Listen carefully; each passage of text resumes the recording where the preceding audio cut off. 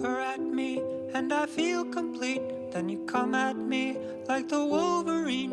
And even though you often turn your back on me, our love goes deeper than a submarine. No, I don't want clay dust inside of you, or chemicals in the place you poo.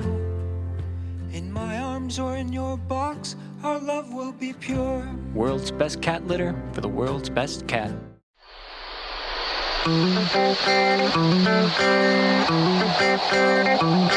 You're in a good place now. You are listening to Perspectives with Ashley Burgess. Welcome back live to Live Your True Life Perspectives, and I'm your host, Ashley Burgess. Tonight I'm talking about image. I'm talking about the state of our country. I'm talking about the stress that we're feeling during this political election and how some of us, some of us just feel a little overwhelmed. We feel like all the air is out of the room and we really don't know what's next. I think many of us are just kind of at that state of mind where we just didn't think it could get this bad.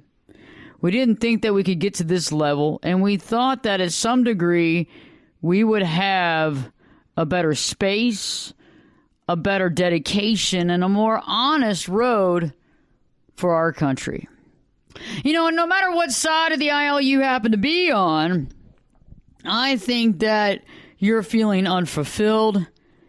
And I think more than that, I think when you begin to start really looking around, we begin to realize that a lot of our rights and freedoms, well, are they hinging in the balance? Have they changed over time? It wasn't until the other day when I was reading some stuff on social media when I realized that freedom of speech, well, I don't know. Do we still have it? You see people making comments about how they feel or how they're going to vote, and you have automatically people bashing them and cussing them out and all kinds of stuff, calling them various names.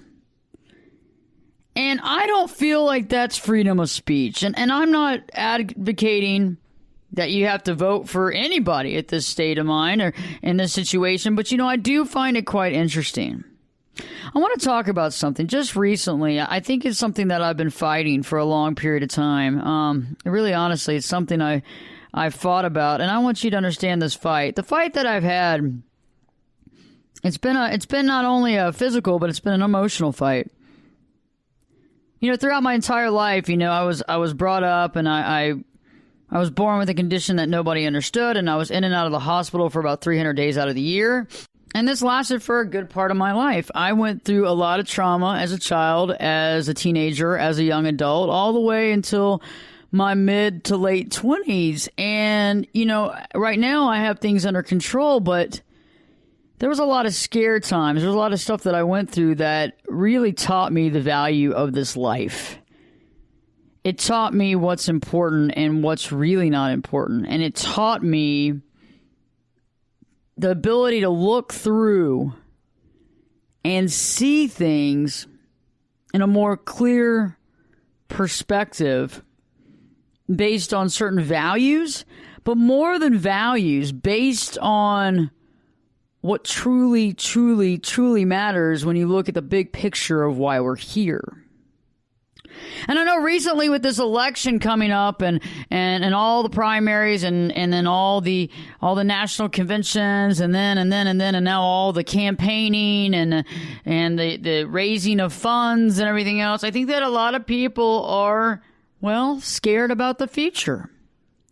They recently came out with a report a couple of days ago that there's a restaurant recession. That people are just not eating out right now. That people are staying home. I don't know about you, but in the last few weeks, since the national conventions, I've seen less cars on the road, it seems like, during the weekends and nights. And I don't know. I feel that a lot of people are kind of waiting this out. But it's very interesting. There's groups of people And it seems very odd because it seems like nowadays people can only talk in a small area, in a confined space, in a private office, or in a speakeasy type bar where they can talk amongst their friends and keep it quiet. It seems like people don't even feel comfortable about sharing their views anymore on social media because they're not allowed to. I find that interesting as well. You know, I like to listen and I like to talk and ask questions of folks that, you know, have this passion and have this yearning to get some sort of truth out. And one of the biggest things that I've been learning lately is style and image. And I used to fight against that. And that's what I was talking about. Is I used to fight against that style and image because I felt like it's almost false. I feel like you should be able to respect and love somebody, and it doesn't matter what they wear. It doesn't matter their makeup or their clothing. It doesn't matter the type of watch or shoes that they have. But you know, I'm starting to think that in this world, that really matters to most people. And maybe it's just because of all the years of grooming, of all the years of being told that matters, of all the years and the imagery that we see on TV and movies and media and publications and throughout our entire life, the way we're supposed to dress and carry ourselves and how we're supposed to look and how we're supposed to be. And I find that this imagery and this fanfare seems to carry over in everything. It seems to carry over on the red carpet. It seems to carry over in society, in charity life, in the balls and the big parties. It seems to carry over in politics and in the election process. It seems that we fall for it as well. We don't really think about certain things, but we see the grandeur. We squint at the grandeur. And as we're squinting at the grandeur, we begin to buy into a lot of the hype. The hype is a very interesting thing because the hype always seems like it's a balloon that when you touch it, all the air comes out of it. Like a whoopee cushion that you sit on. That's what it feels like to me, hype is. But I think that oftentimes from a distance, hype looks really cool. Hype looks really interesting and engaging, and that's where the party is, and that's where things are. And I think that politically, our country is experiencing some of the biggest hype that it's ever experienced. And I feel like we, as a country, are kind of losing a part of ourselves. And I know that this broadcast runs on stations, and I know it's a worldwide broadcast as well. So I know that some of you out there are saying, Ashley, I don't live in the United States. So really tell me more. And so I'm going to talk to you right now. The thing about the United States is that it was a country that was created with some founding fathers, and the founding fathers created a document called the Constitution. And this Constitution was like, a bill. It was like laws and rules, basically, of how government can and cannot act, about what the freedoms that were allowed. And the forefathers wanted to keep the freedoms of this country because it was the new world. It was the free world. And on the money, the currency that we currently use in the United States, the dollar bill, and on that bill says, "In God we trust." And I'm not endorsing individual religions at this time. However, I believe in God. And our country was formulated on it as well. And I don't know about you, but I do feel like we're getting farther and farther and farther away from what this country was designed to be. It was designed to be a free place where people could come and live, where you could immigrate from all over the world and come here and get citizenship and live here and raise a family and get a job and start a career, start a business and thrive. And you have to work hard, but in that process, you're creating something. And, it's interesting. My grandmother came over and my grandfather came over from Italy and from France. And they came by and they came to Ellis Island, and their names are there on the wall, on the memorandum, on the concept, and they have their names there, and it's a big deal. This was a country for freedom, for peace. And I just feel like we're kind of moving away from that. And I feel that a lot of us feel that way. And I bet a lot of my listeners right now feel that, your voice isn't heard. You're seeing this stuff going down in history, and you're just like, oh, my God, I can't believe this is happening in my country. I can't believe this is happening. I thought this happened in other countries. I thought this happened in corrupt countries. I thought this happened like this. Why is this happening now in my country? And it's something that we all have to look at, and it's something that a lot of us are scared to even acknowledge, because you know what? It sucks. And I think most of us are wondering, what can we do to change the current situation we're in? Will it get any worse, or will it get better? I reached out to Michael Moore with no word, and I reached out to Dinesh Desouza. And Dinesh Desouza decided to come on the Live Your True Life Perspectives and discuss his new film and book, Hillary's America. Stay tuned. I'll be interviewing Dinesh right here on Live Your True Life Perspectives. And guess what? Your host, me, Ashley Burgess, will be back this time. And, well, I'll be back this time in 2 shakes. Looking to buy your dream home or rent that perfect apartment? With the Redfin app, you'll know the moment your next place hits the market. Set up your gotta have it wish list, and Redfin will send you real-time notifications for properties that match.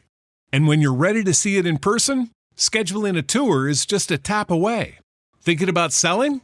Redfin can do that too. In fact, Redfin agents close twice as many deals as other agents, so they know how to get the best price for your home. And with a listing fee as low as 1%, Redfin charges half of what others often charge. So you could save big, like really big. Last year, Redfin saved home sellers $118 million. So whether you're buying, renting, or selling, Redfin's ready to help you win. Download the Redfin app and start searching today.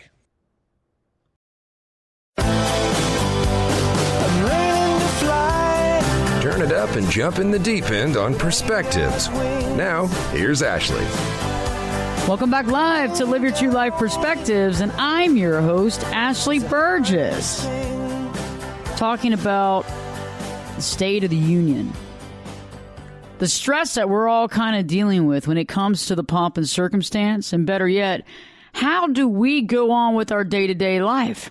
I'll be talking more about that here in the hour, but joining me right now on Live Your True Life Perspectives is Dinesh Desouza. Dinesh wrote the book and has debuted the film Hillary's America. Dinesh Desouza joins us here live on Live Your True Life Perspectives. Hey, I'm doing well. Thanks for having me on the show. Dinesh, let's talk about Hillary's America. Tell me more about this film. It's both a book and a movie, and the book is in stores. The movie is in now 1,200 theaters across the country, and it's the story of Hillary and of the Democratic Party, and it's an untold story, and it's a story that runs against the story that we're hearing out of Philadelphia at the Democratic Convention. So the official story is the Democratic Party is the party of the ordinary man. It's been fighting for little guys and minorities and for emancipation and civil rights and women's suffrage and immigrants. Now, all of this is propaganda. The truth is the Democratic Party hasn't done any of that. In fact, it fought in defense of slavery.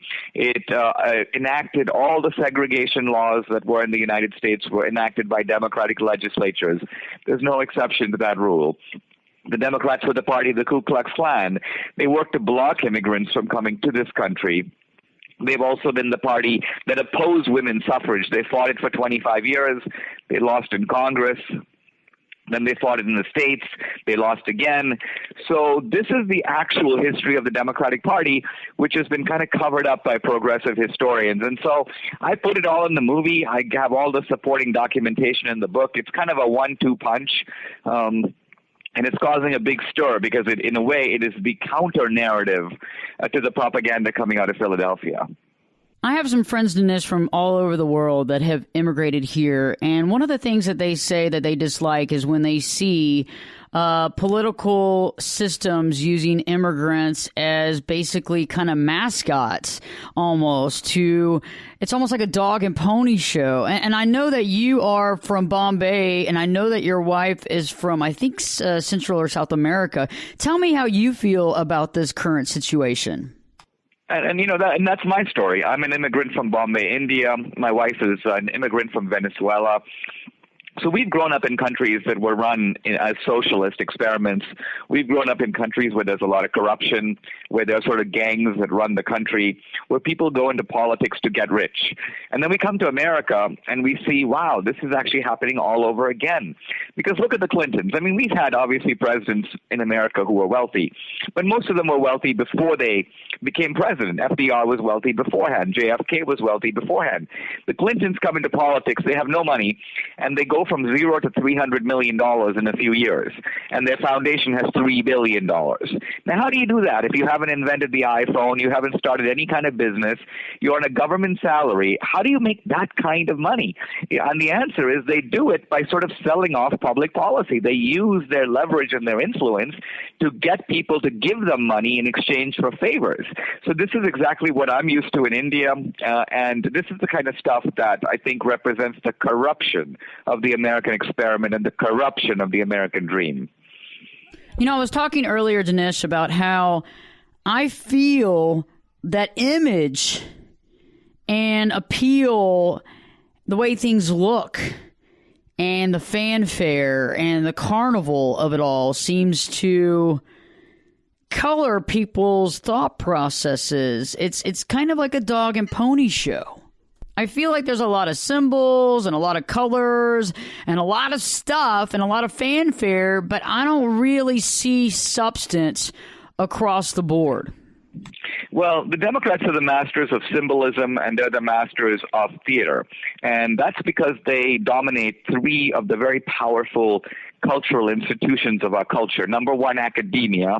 Number two, Hollywood. And number three, the media. Now, if you have Hollywood, Hollywood is really good at putting on, if you will, a show, an entertainment show. And the Democrats, so they put on this kind of parade. And if they were, let's make history and so on. This is their whole thing. And now a lot of people get conned by it because they think, oh, yeah, I can make history by voting for Hillary. Now, think about it. I mean, obviously, Hillary is the worst representative of her gender you could possibly pick to symbolize this great achievement, because there have been strong leaders in the world before: Golda Meir in Israel, Indira Gandhi in India, Margaret Thatcher in Britain. It would be great for America to have a woman president. But this one, I mean, what a bad message that sends, because, I'm sorry, Hillary is a woman who's accomplished almost nothing. You'd be almost hard-pressed to say one thing that she's accomplished her whole life. As senator, there was not a single bill that she put forward that was kind of recognizable or important. When she was Secretary of State, not a single major treaty, not even a single meeting or conference that's even memorable. The only things that we remember are her massive screw-ups.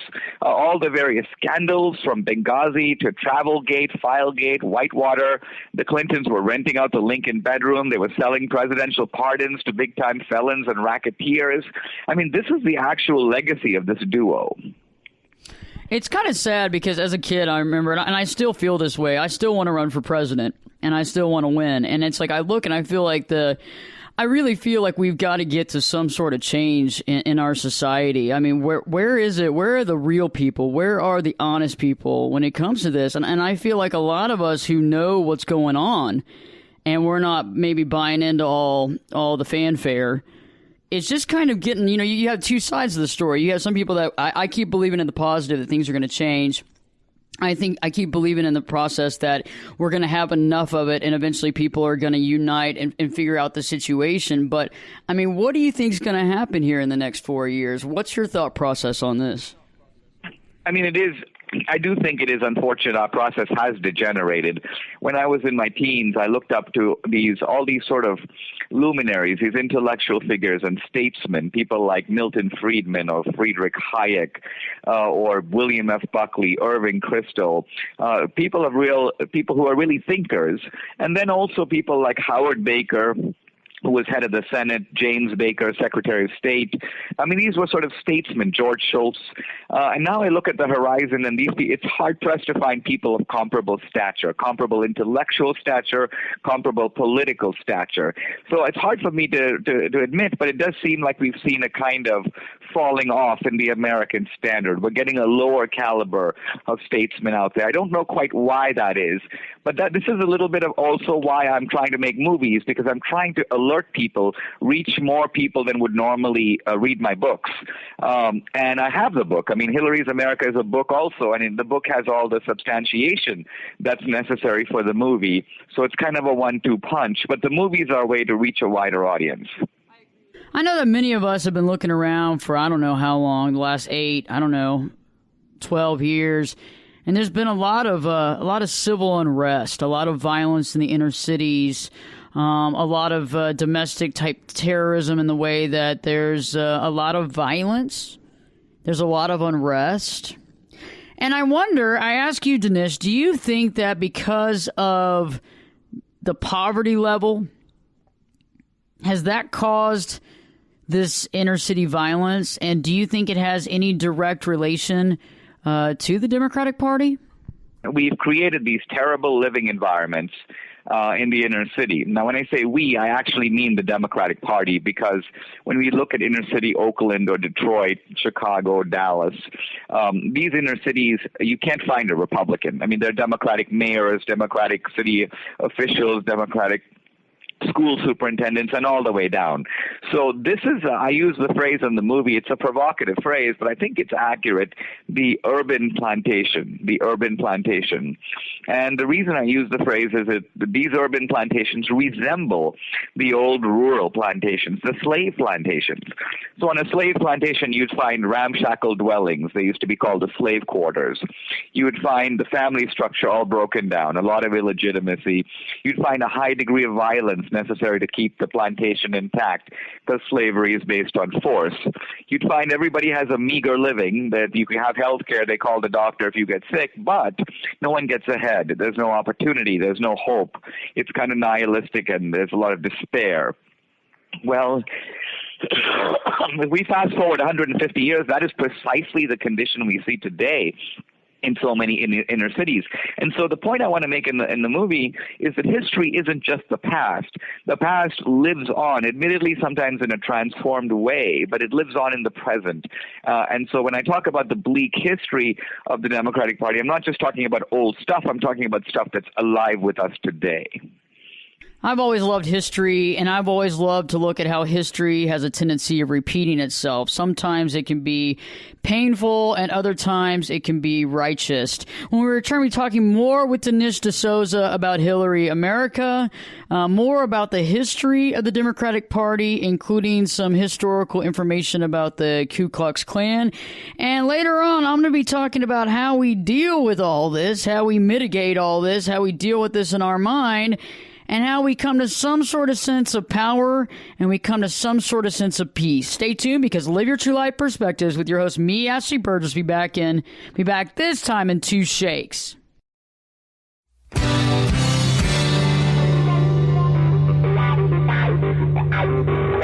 This is Jake Busey, and you're listening to Perspectives with Ashley Burgess. Welcome back live to Live Your True Life Perspectives, and I'm your host, Ashley Burgess. I feel that a lot of us are a little stressed out about this time. We're stressed out over the state of the union of our country, where we're heading, where we're going, and what's going to be the end result. Can we repair ourselves, or are we unrepairable, non-repairable? You get the point. Are we, or are we not? And I think it's interesting because I love history, and I love to get renditions of history as well as historical stuff that I never even thought about. And wildly enough, history does repeat itself. Speaking of history, on the break, Dinesh was talking about how the KKK actually has connections and ties to the Democratic Party? I had no idea. Dinesh, tell us more about that.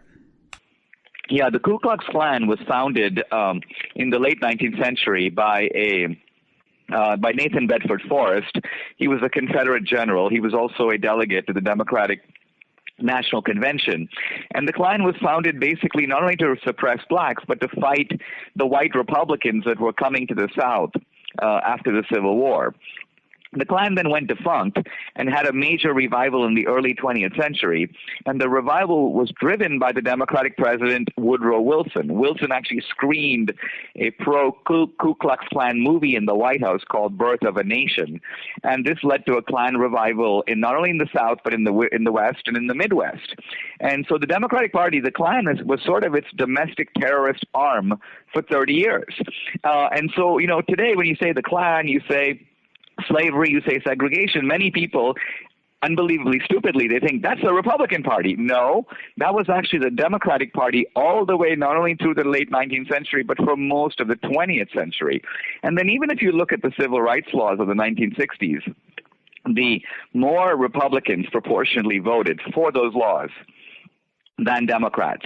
If the Democrats were the only party in Congress, those laws would not have passed. Dinesh, I was going to ask you, I know that in history, they've talked about how there was a party shift, about how the Democrats were once maybe possibly the Republicans and the Republicans were the Democrats. And I can't seem to find a lot of information on that. Is that true? Or is that false? Well, there have been a couple of important changes, but they're not the changes that the progressives point to. The progressives claim, and this claim is completely false, it's called the big switch, that somehow the racist Democrats all became Republicans and the Democratic Party saw the light and became the friend of minorities. Now, that's all bogus. In fact, that whole case that the racist Democrats became Republicans all hinges on one guy, Strom Thurmond. He was a Dixiecrat Democrat. He did become a Republican, but he's like the only case. There were hundreds of these Dixiecrat Democrats, and they all stayed in the Democratic Party. They never switched. Now, there were some changes that occurred that are very important. And one occurred in the 1930s, and that is that blacks who used to vote Republican began to vote increasingly Democratic. This was not because of race. It had nothing to do with civil rights. It basically had to do with the fact that blacks were in desperate straits in the Depression, and they did it because of the promises of the New Deal. We'll give you this, we'll give you that. So blacks were sort of almost bribed into moving over to the Democratic Party. And the Democratic Party was racist through and through. It was the party of segregation and the Klan. And so blacks were sort of leaving the party of Lincoln and emancipation and joining the party of segregation and the Klan. So that was a switch, but a switch not due to race. One of the biggest issues I find, I think, at this time and place that we're in this world is so much information, but even more than that, so much misinformation. I also find that everything is kind of chaotic. There's confusion. There's a lot of pomp and circumstance. Yes, I agree. I mean, I understand the social phenomena very well. Have a very good understanding of what white supremacy means, what fascism meant. And so all the silliness about, Donald Trump crosses his arms and looks to the left and that makes him Mussolini. Or Donald Trump raises his hand to wave at somebody, that makes him Hitler. This is actually, you may almost call it history for morons, because this is playing fast and loose with things that are actually very important. Now, in fact, there was a big argument about fascism in the 1930s, and there were a lot of leading Democrats who were actually very sympathetic to it. Young JFK went to Nazi Germany in the 30s, and he came back full of praise of Hitler. FDR admired Mussolini and sent members of his brain trust to study Italian fascism to bring some of those ideas over here. Mussolini actually reviewed FDR's book in a Italian magazine, and he goes, "This guy's great. He's one of us. He's a fascist." Now, this is actually part of the historical record, and progressives are kind of embarrassed by it. So after World War II, they've tried to keep this stuff out of the textbooks because this is part of the fight over historical meaning. What I do in my books and my movies is I never touch material that is sort of open to question. I never go down roads that are dubious where there's no evidence. The stuff I cover is completely backed up historically. It can easily be verified on an iPhone in 5 minutes by just Googling the stuff I'm talking about. And so that's why these movies are so controversial and the left gets so upset about them, not because the stuff I say is false, but because it's true. I think a lot of us feel that throughout this election so far, there's been a lot of mudslinging, a lot of name calling. I've heard the word racist more than 1 million times. I've heard the word Nazi. I've heard all kinds of stuff. I think this is one of the, well, some people would say the worst. I might say the toughest elections so far. What do you think? Well, I do think that this one is more vicious than usual. Now, in American history, we have had some very vicious elections. In fact, some of the very early elections, including the one in 1800 with Jefferson, were very acrimonious. Now, that being said, yes, I think that this stuff about, I look at Trump and I say, well, okay, what has he done that's so bad? Well, he called this judge who's of Mexican descent a Mexican. Now, I'm of Asian Indian descent. If you called me an Indian, obviously I'm an American citizen of Indian descent, I might feel a little bit miffed or prefer you call me an Indian American or whatever, but insensitive is not the same thing as racist. Trump sometimes shoots off his mouth and says things, but there's a huge difference between speaking candidly and sometimes getting it wrong and bigotry. Bigotry actually involves taking people, judging them by the by the color of their skin, refusing to give them jobs, beating them, hanging them, lynching them. This is the history of racism. It's not like, oh, the guy called me an Indian, therefore he's a racist. That's just stupid. And so with Trump, there are a lot of question marks around that guy. He's obviously an outsider. That's his strength. It's also his weakness. We don't know what he would do in every exact situation. But so what? If the Trump door has a lot of question marks on it, the Hillary door, we know what she would do. Hillary has been up to a lot of crooked stuff through the years, going back to the Arkansas days. So if one door for me has question marks and the other door is marked a known crook, I kind of know which door I want to go through. I think that most of us who love the country that we live in, the United States. And I know that some people that are listening to the show do not live in the United States, and I totally understand that. And you have pride for your country, and just like I have pride for my country, and I have pride for everybody in it. I have pride for the world, for that matter. And I feel, though, that the United States obviously was based and created by the Constitution. And in that Constitution, we should have a unified country. In that Constitution, we should have freedom of speech. In that Constitution, we should have equal rights. I feel like we're moving away from that, like we're floating away from that, maybe like we're being pushed away from that. So, Dinesh, how is it that you think that we can get back to having a real democracy? Yeah, I do. I think the way to do that, the way to create a unified country in which we all have equal rights, is to remember that our rights are asserted against the government. If you read the Bill of Rights, Congress shall make no law restricting freedom of speech. Congress shall make no law establishing a religion, and so on. Here's my point. If our rights are exerted against the government, then we protect our rights by limiting government power. On the other hand, if our rights are asserted against each other, then it's a formula for divisiveness and chaos. Imagine if for me to get my rights, I've got to reach into your pocket and take half of your paycheck. Well, you're going to feel super annoyed by that, and you're going to feel like, I don't want to give you those rights, because those rights are at my expense. And so that's what the Democrats do, is they define rights as claims on other people. I have a right to a minimum wage. Well, what does that mean? That means that I get to force my employer to maybe $15 an hour, regardless of whether I'm contributing anything. I may be contributing $2 an hour, but I'm demanding $15. Why? Because that's the minimum wage, because I have a right to that, because otherwise I can't live the way I want to. This is just complete madness. But this is how the Democrats operate. They mandate things. They force people to do things that they don't want to do. They make you buy health care you don't want to buy, and they confiscate people's hard-earned money and then give it to other people in the name of social justice. Where's the social social justice. If you look at the poorest people in our society, they're still poor. We've spent trillions of dollars on them. And meanwhile, this kind of overclass, which I've been seeing in Philadelphia the last few days, these are the lords of the liberal plantation walking around with name tags, feeling super self-important. None of them produce anything, but what they do is confiscate other people's resources and then hand them around and act that they are as if they are basically the people everyone should be thankful to. When Live Your True Life Perspectives returns, we'll be talking more with Dinesh.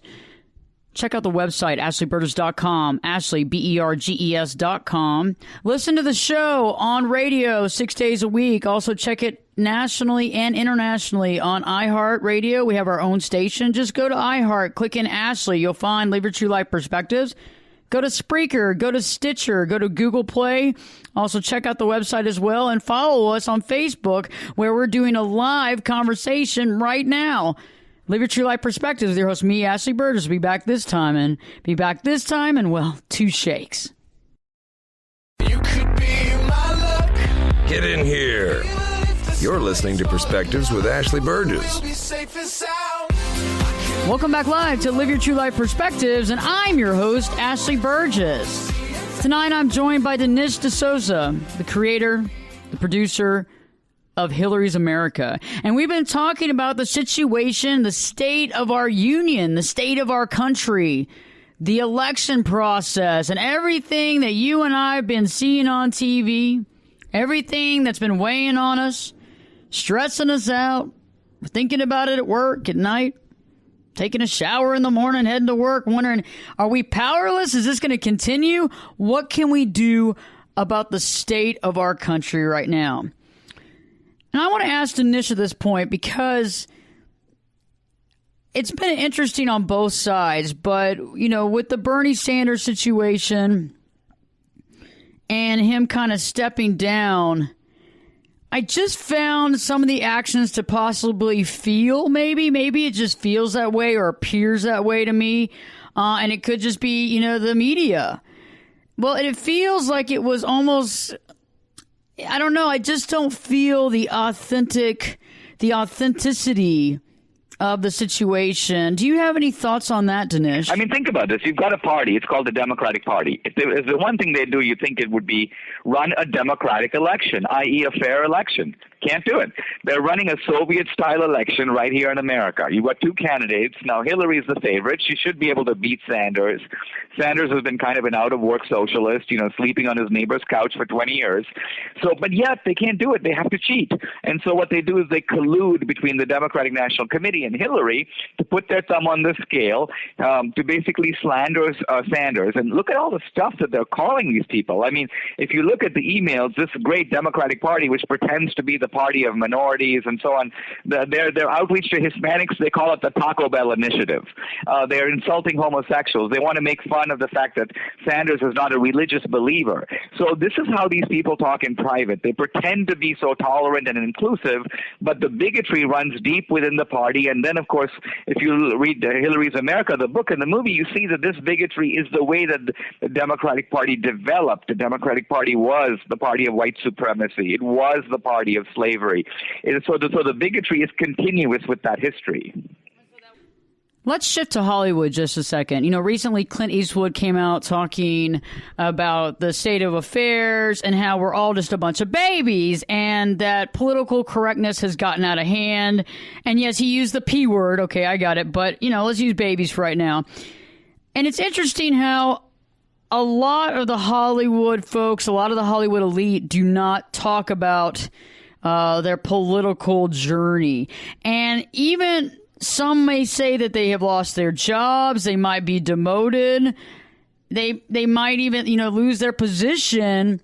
They feel scared on honestly coming out, I guess, of what we call the Republican closet. I mean, just think how crazy that is. How crazy it is that if you are in Hollywood, you're a screenwriter, you're a music guy, you're a cinematographer, you have to be, quote, in the closet. You have to hide. You have to go to secret meetings wearing sunglasses and a disguise because if people spotted you, you wouldn't get work again. I mean, what is this? We're living in America. You think that that in a country of free speech, in a country of inclusion and diversity where you'd want to have a clash of ideas, you'd want to have people having different perspectives, this kind of nonsense wouldn't go on. But ironically, the very people who say they're on the left, they say they're for free speech, they say they're for civil liberties, for civil rights.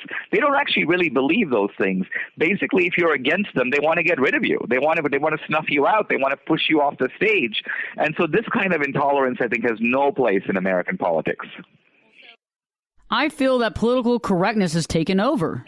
It's taken over, yes. And I think this is what I like about Trump the most, is the political incorrectness of Trump, where he doesn't play by the rules.